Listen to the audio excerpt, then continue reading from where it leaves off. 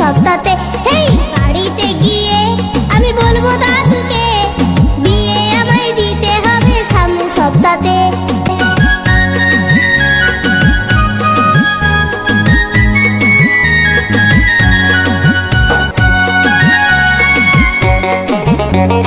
গাড়ি নেব, ফ্রিজ নেব, নেব আলমারি, ছোট্টখাটো বউটি নেব দেখতে সুন্দরী।